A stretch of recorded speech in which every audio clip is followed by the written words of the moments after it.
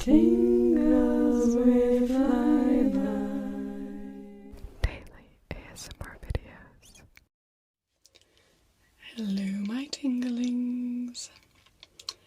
Today we're going to be going through something that I absolutely adore, and that is the International Phonetic Alphabet. So this is a wonderful system, and this is the revised version. In 2015, I actually learned from the, I think, 2005 version, but it was just updated. Anyway, but the amazing thing about the International Phonetic Alphabet, the whole idea behind it is that you should be able to go to any language in the world and record the sound of the language using this alphabet. So these sounds actually correspond to sounds on the sound wave and to places in our mouth. And because we all have the same anatomy, we all have our language based in these different spots. I am now looking at this and realizing I have a lot to teach you. So we probably won't be able to address everything in one video, but we'll see how we go. So this is going to be part one. We'll probably have a part two as well. Because I think what we first are going to want to start with is the locations of all of these. And some of these are going to be easier for me to describe to you than others, so bear with me. I have not brought anything except my lovely mouth and this chart and my little pointer. So I'm going to start with bilabial. So labia is the word for lips, and bi means two. So bilabial. So if you look first, anyway, we have our plosives. We'll worry about what plosive means later. But bilabial, plosive, so like ba, like a B sound or a P sound. We'll get into voiced and voiceless later as well. Just worry about that it's your two lips coming together. Pa, pa, pa, ba, ba, ba. It's only your lips really making the sound. Your tongue isn't really involved at all. That's kind of unique. Everything else is all within your mouth, so beyond the lips and where your tongue position is generally. So labiodental is a sound which we do not use in English for anything except a fricative. So the best way is if you're making like an F sound, fa, fa, you have partial lip and partial teeth. So your teeth resting on your lip. Fa, fa, fa. So fa and va are your best ways to kind of get into what the labiodental is. And that one doesn't use the tongue either, so forgive me on that one. Then we move into this section, which is your dental section. Dental meaning teeth, meaning anything involving the teeth. And there are kind of three places that you can have your tongue. So the easiest way is if you actually do this with me, because then you can feel it. So if you put your tongue just on your two front teeth, but where it's not touching your gums up above. So if you have that's your dental. And let's see. So a sh sound. If you listen for a sh sound, you can kind of feel how your tongue doesn't go up that high. And it's actually really good. What's really interesting is you can use this. No, harsh is that sh. This is a. Sorry, I got mixed around. That's a sh as well. Now we don't really have. I don't think we really have it. We don't really use a dental in American English. They do in British English. Should I say? A little bit lower on the teeth is a s, as opposed to a s. Anyway, it's very distinct, but so there's kind of 3 locations. So if you have your mouth, you have right on the teeth, and then kind of right up between the teeth and so right above the teeth where your first little gum area is, that's your alveolar ridge. And so that's what your alveolar is. And then post-alveolar is just a bit above that. Just feeling it in my mouth. And that is the sh sound. So you can feel your tongue kind of curve up a little bit right above that alveolar ridge.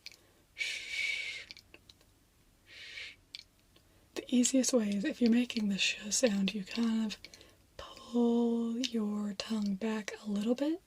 So make the sh sound, but then kind of just push your tongue, keeping it in the same position right against your mouth, and you'll be able to feel it a bit better. So if you go sh and close off that opening, sh,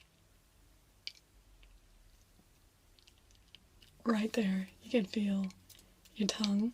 That's your post-alveolar area. And then, so your alveolar though, so if you make a t sound, d sound, American English at least, obviously I only speak American English, I don't really know how to say as well what other dialects of English speak, so it still may be different for you if you're a not American English speaker. Retroflex, we don't really use at all in English, so I am not very good. I know it's a bit later, so it's kind of right at the roof of the mouth, l, so you have like this l sound. What's really interesting actually about that is l, r, because R sound is not uvular. I thought ours was more. Because we do use that to approximate for the liquids. Got rid of the liquids. We do use a tap or a flap though. Because part of the reason that a lot of Asian people have a problem with R's and L's is that in most Asian languages there's no difference. Those sounds, well, usually, probably the liquid sound, get into that later, which they've taken liquid off of here. They've changed them to approximants, which these used to be called liquids. I know them as liquids. Anyway. So, like in Korean, they have kind of a l, like our l sound is a alveolar sound, and then r, See, I think that is more water.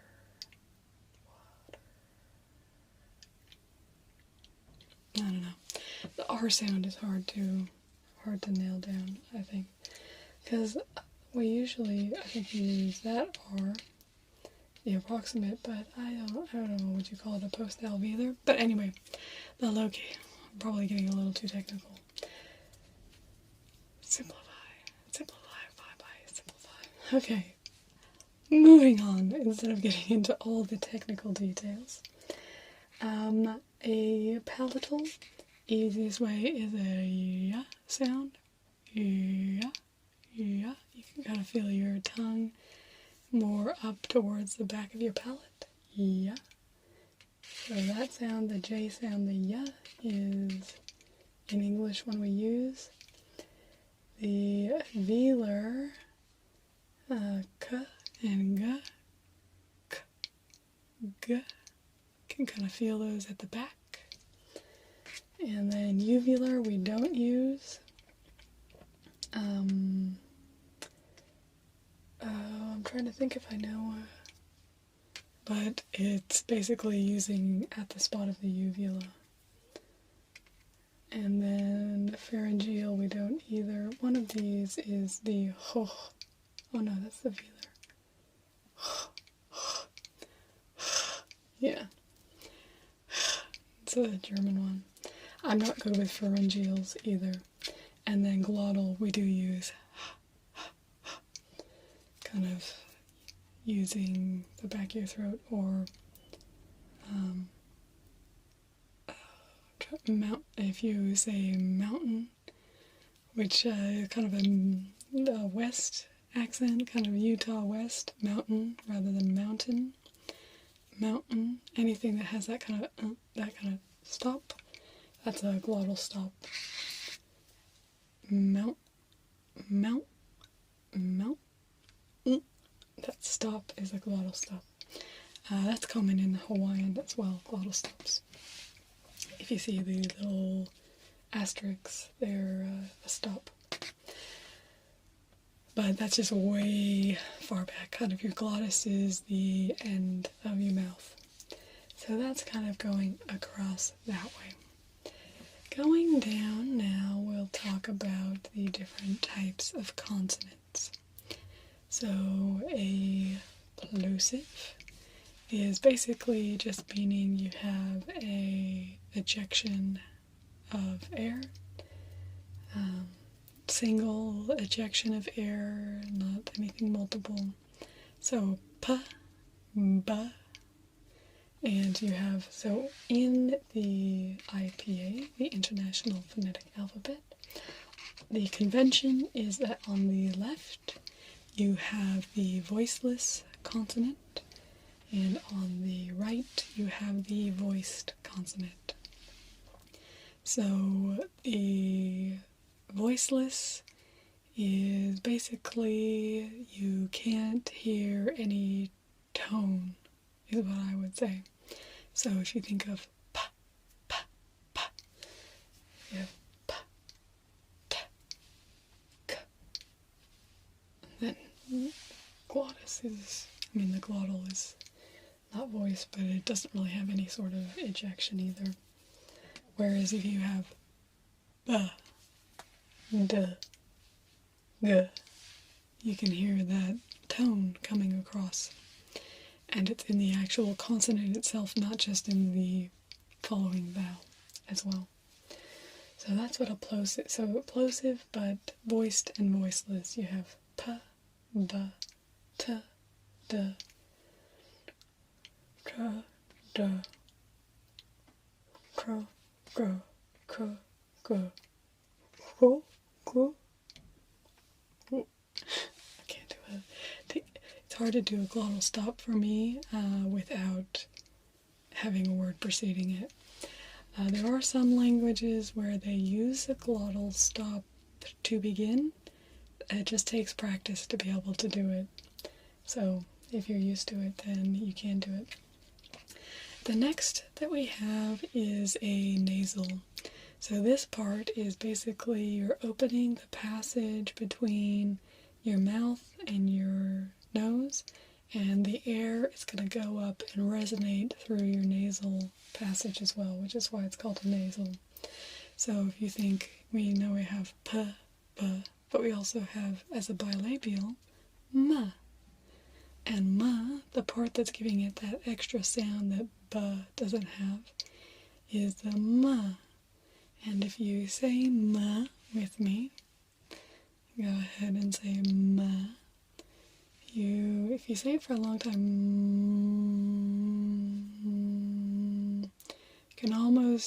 you can sense it as opposed to b.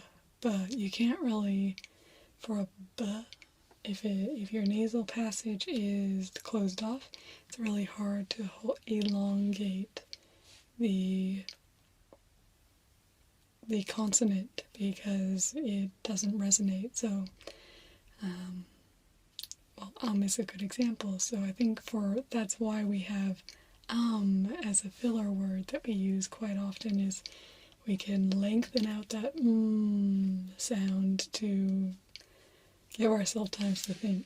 So then and then okay, so this is gonna be which to me doesn't really sound that different from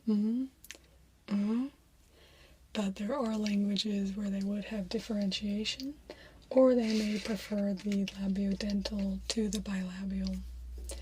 Then of course we have our alveolar, which is n, and then retroflex, n, palatal, n, velar,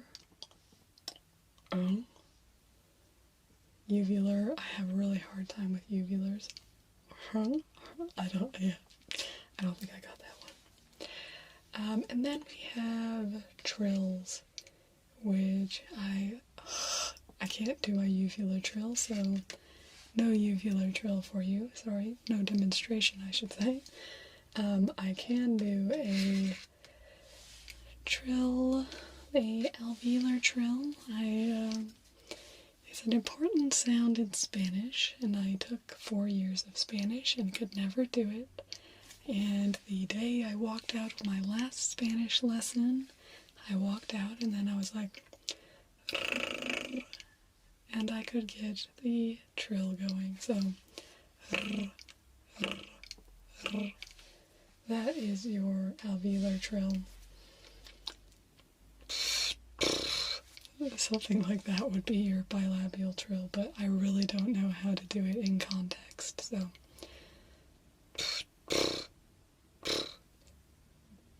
Yeah, I could never get it into an actual word. Okay, tap or flap. The word water in English, American English, the way I'm saying it, I should say.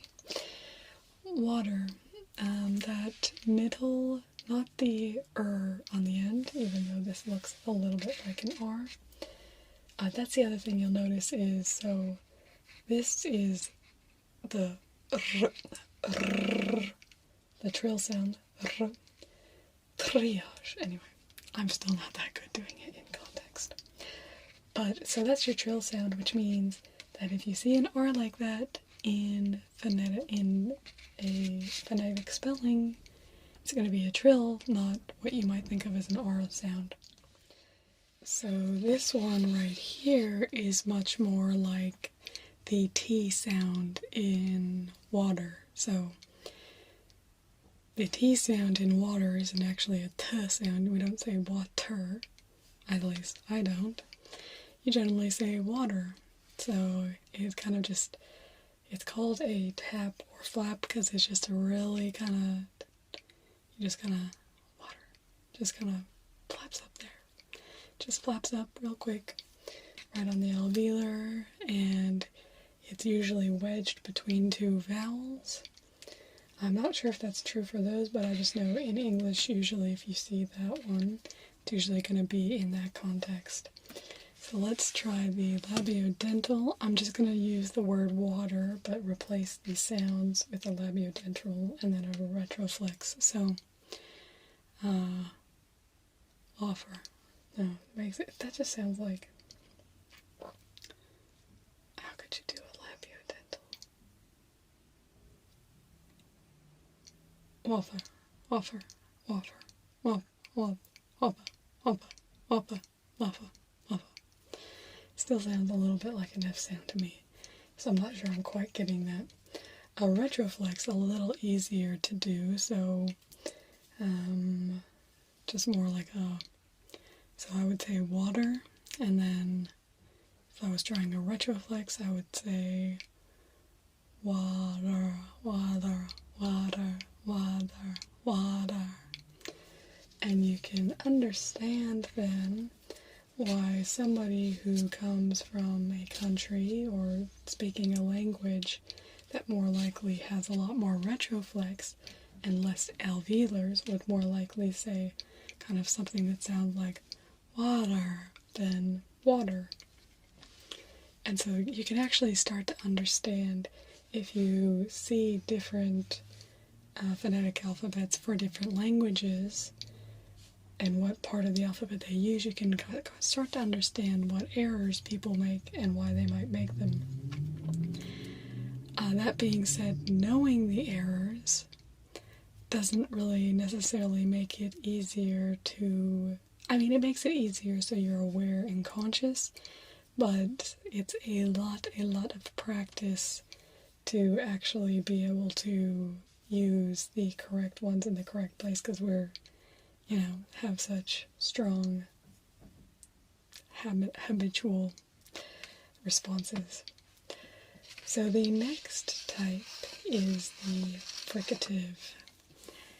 A fricative is basically a pushing through of air, but it's very close together, so there's only a small amount of air getting through.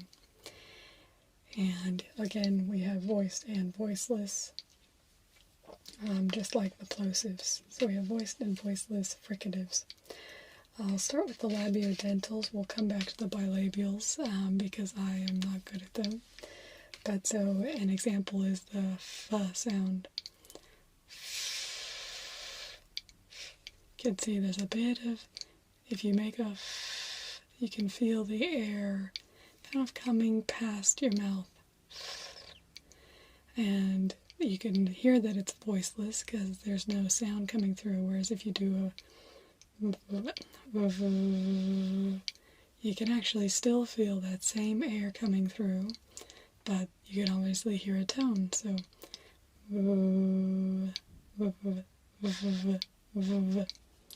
and then very, very, very good is our B, and far too bad is our F. Anyway, the dental sh and what do I use as a dental? I don't have any dentals. So I have a really hard time putting my tongue in this place because I'm not used to using a dental. So sh, th.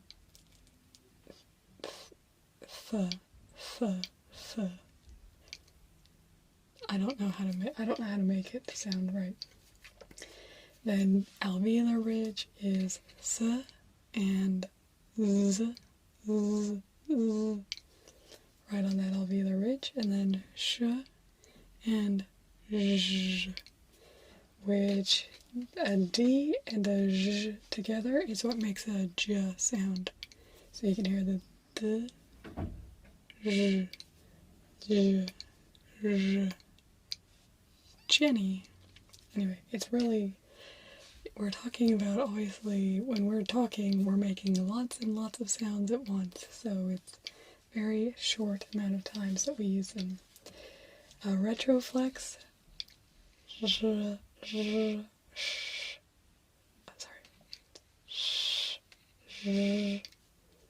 palatal,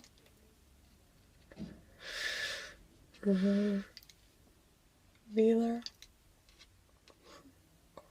oh, actually no. That's the that's a German sound, which is what I know that from. And goes on through, I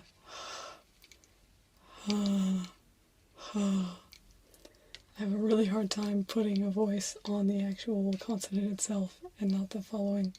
But if you voice the actual consonant itself, then it's this more rounded H rather than this H. So I've kind of skipped over. I told you I'm really bad with pharyngeals, and my uvular I can sometimes do, but it's, I think, a bit harder for me to do in a soft-spoken. So lots and lots of fricatives. We have the full range of fricatives in human languages. The other thing to point out about the actual format of the alphabet itself is these little gray boxes. These are boxes considered impossible to form by the human mouth, and the white boxes are just ones that we've never actually found examples of. So you basically, theoretically, we would think you may be able to have a human language that would have a palatal trill, but we haven't found any evidence of one that has one. But it would be anatomically possible, whereas having a velar trill, not anatomically possible, which is why it's grayed out. So, I was going to try our fricatives, so v and v, v. Sounds a lot like a B and a F and a V to me, because I don't have a bilabial sound in any language I speak. Lateral fricative is just a little bit more of a different shape on the tongue. So when you make an L sound, you're getting a bit more coverage of your teeth and everything with your tongue. And so a lateral fricative is basically taking that into account. So we have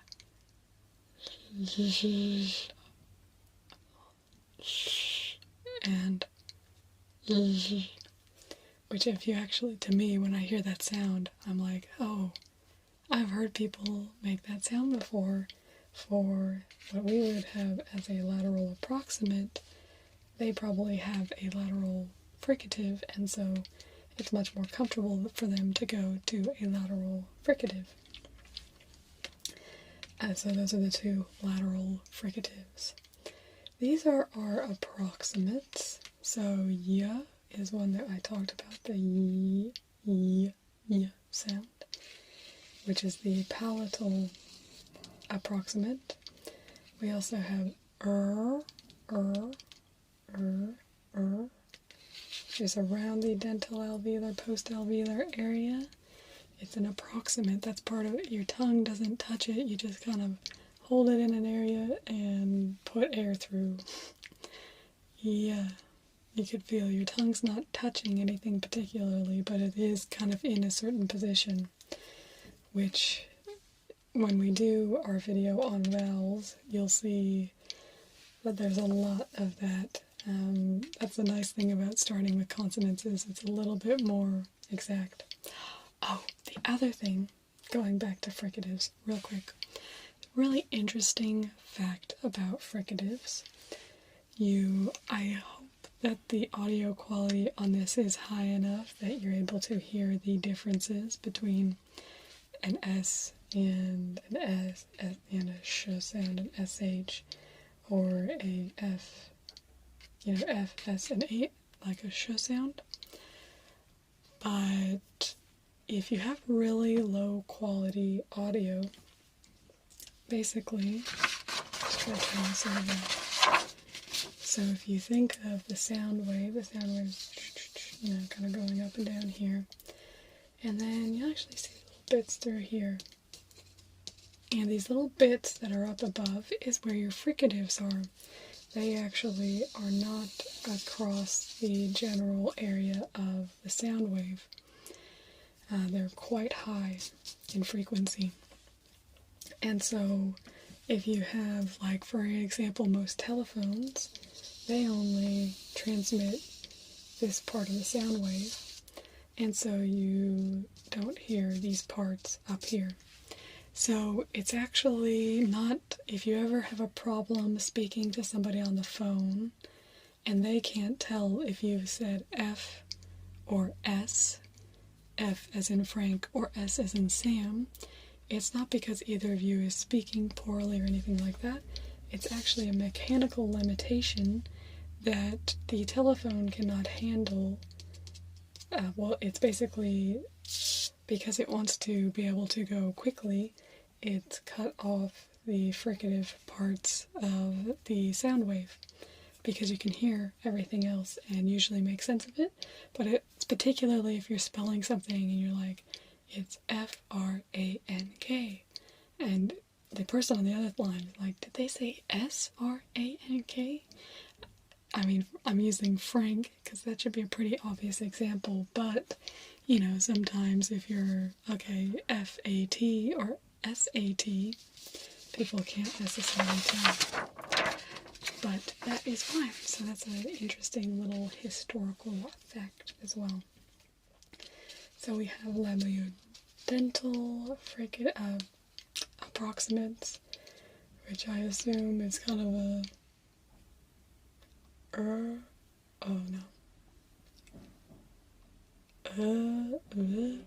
I have no clue actually how that would go. Retroflex, probably more like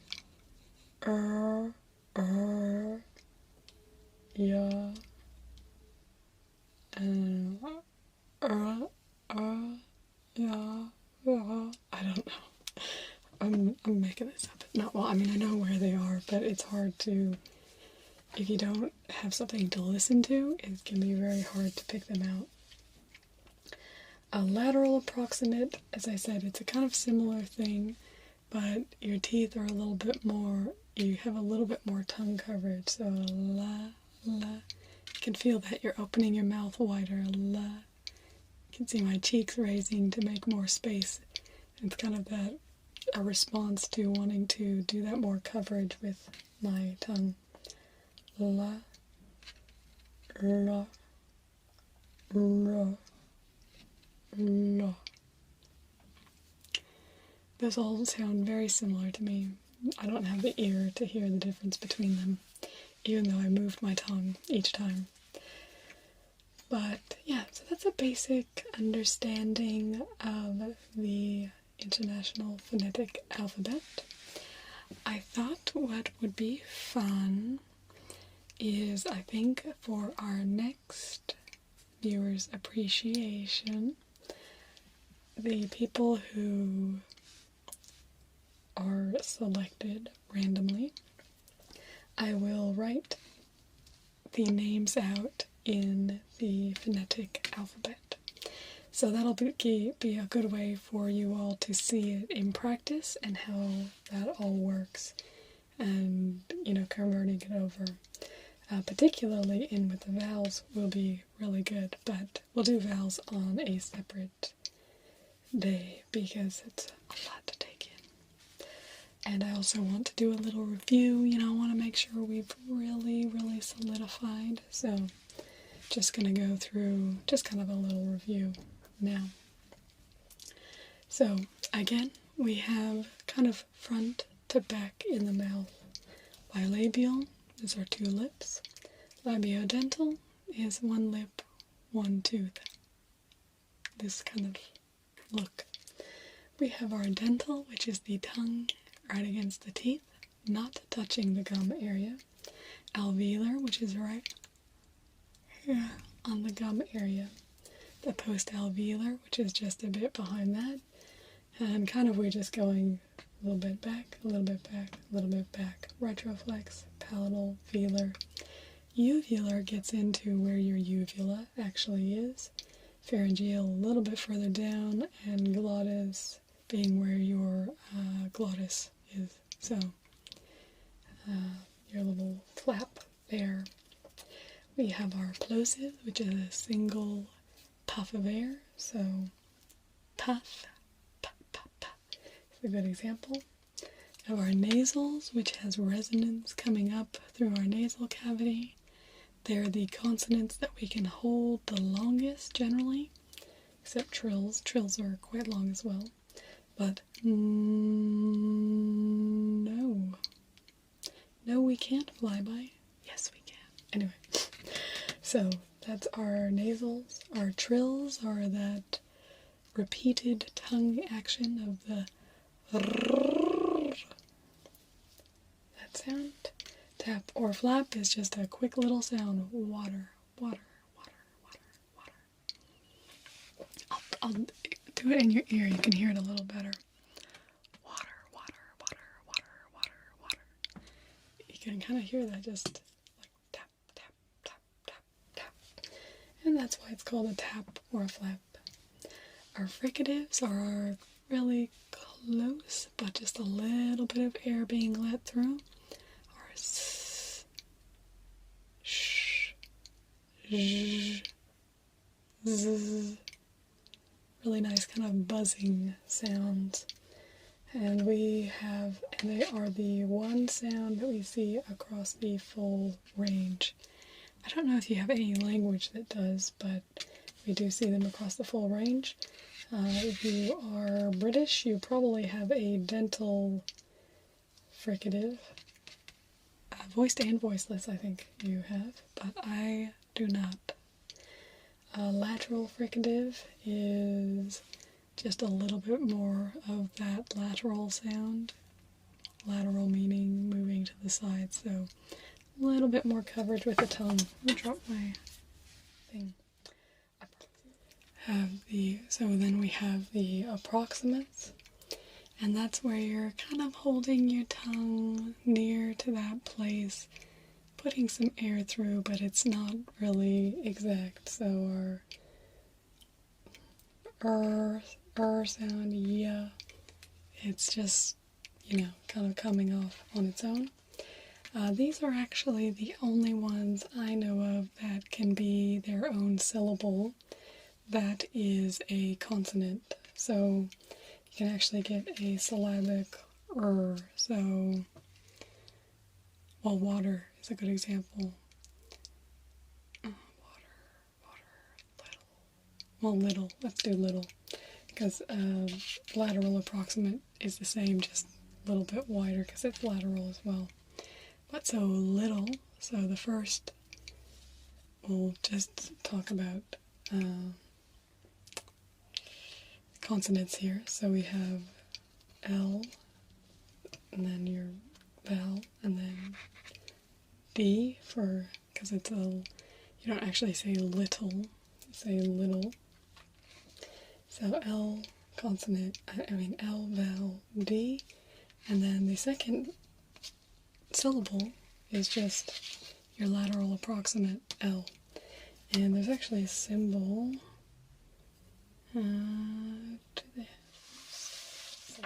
so there you can see syllabic N. Must be not just the liquids then, but sorry, the approximants. But that's so your lateral ones through there. So in English we would have the p, b, t, d, k, g stop. And then n. Nope, we don't have any trills. We do have the water, that sound. Then we have f. British have that, which I can't do. S, z, sh, zh, and then we have ya, and la. So that is the consonants of the International Phonetic Alphabet. If you have any questions, let me know down in the comments, and I will be sure to answer them for you. I am a qualified linguist, so even though I don't work as a linguist, but I do have a a Bachelor of Linguistics. So I may as well do something with it, which is answer your questions. And yeah, stay tuned. Next time we will go over the vowels, and I'll go through a few words writing down with the vowels as well, such as, probably tingles with flyby and that sort of thing. But otherwise, be sure to comment over the next month so that you can get your chance to be featured in our Viewers Appreciation video, where I'll be writing people's screen names in the International Phonetic Alphabet. Thank you for watching, and I will see you tomorrow. Goodbye, my tinklings. If you're still awake, thank you for watching this video. Hit the subscribe button down below so that you can be the first to see tomorrow's ASMR video. Yes, I do a daily ASMR video just for you. Hit the thumbs up button if you liked this video so that you can come back and watch it again and again and again. And be sure to comment down below for your chance to be featured in my monthly Viewers Appreciation video on the 25th. You can comment about this video, or you could comment about a problem you're having in your life. I just want to hear from you. I do reply to all genuine comments, so I look forward to chatting with you down in the comments.